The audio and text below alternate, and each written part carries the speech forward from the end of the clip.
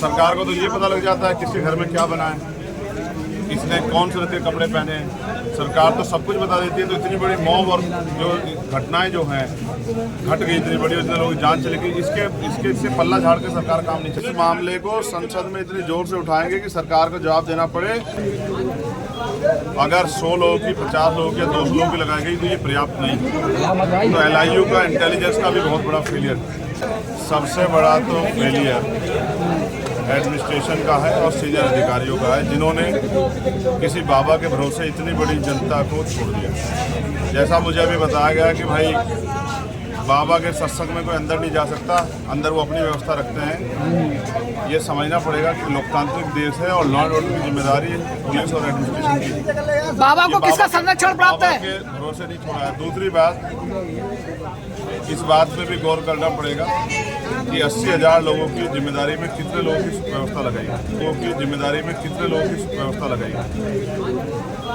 अगर 100 लोगों की, 50 लोगों की या 200 लोगों की लगाई गई तो ये पर्याप्त नहीं। तो LIU का इंटेलिजेंस का भी बहुत बड़ा फेलियर। और दूसरा, सरकार अगर निगरानी नहीं रखेगी, सरकार को तो ये पता लग जाता है किसके घर में क्या बना है, किसने कौन से रंग के कपड़े पहने हैं। सरकार तो सब कुछ बता देती है। तो इतनी बड़ी मॉब और जो घटनाएं जो हैं घट गई, इतनी बड़ी, इतने लोगों की जान चली गई, इससे पल्ला झाड़ के सरकार काम नहीं चलेगी। बाबा को किसका संरक्षण प्राप्त है? बाबा किसके संरक्षण में? 2.5 लाख पहुंची थी पब्लिक ये इंटेलिजेंस का फेलियर है या नहीं है? 80,000 की परमिशन तो 80,000 लोग थोड़े होते हैं क्या? बाबा को किसका संरक्षण है? ये सरकार के संरक्षण के बिना थोड़ा ही है। आप ये बताओ, जब सारी FIR दर्ज हुई है तो बाबा का नाम उसमें नहीं है, तो ये बिना मुख्यमंत्री जी की मर्जी के थोड़ा ही हो रहा होगा।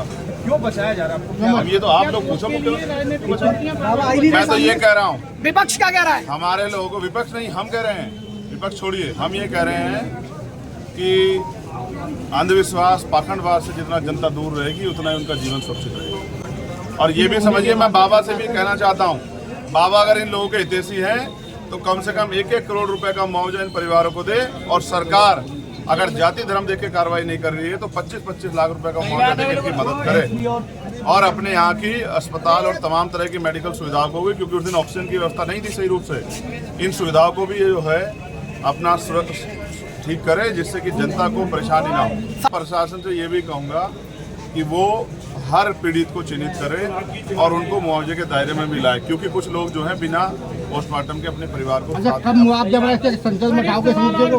हाँ, उठाएंगे, बहुत जोर से उठाएंगे। इतने जोर से उठाएंगे सरकार को जवाब देना पड़ेगा। देखो, संसद में इतनी जोर से उठाएंगे कि सरकार को जवाब देना पड़े। और अभी हमने अपने सीनियर नेताओं से कहा कि वो आंकड़े इकट्ठा करें कितने लोगों की जान गई है, टोटल कितने लोग जिनकी जान गई है। और मैंने जो आपसे कहा 80,000 लोगों की जिम्मेदारी, परमिशन में 80,000 लोग थे, तो 100 लोगों के भरोसे नहीं छोड़ी जा सकती। तो मैं उम्मीद करूंगा कि मुख्यमंत्री इनके दर्द को समझेंगे, गरीबों के दर्द को, और इनको न्याय दिलाने का काम करेंगे। और दोषियों पे, चाहे वो बाबा हो या कोई और हो, जब न्यायिक आयोग बन गया तो वो फेर जांच करके कठोर से कठोर कार्रवाई इन पे हो।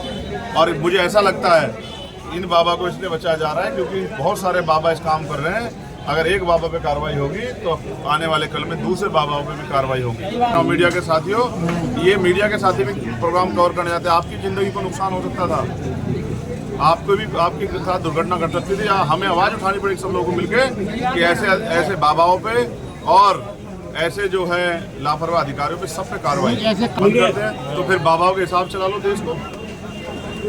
क्या बाबाओं के, ये संवैधानिक देश है, ये लोकतांत्रिक व्यवस्था चलेगा, इसमें एडमिनिस्ट्रेशन, पुलिस और बहुत सारी न्यायपालिका, सब लोगों को पावर है। तो बाबाओं के साथ देश चलाओगे तो फिर यही घटना होगी। मैं लोगों से अपील करूंगा कि बचे अंधविश्वास, पाखंडवाद से और अपने घर पे ही अपने इष्ट को मनाएं। धन्यवाद।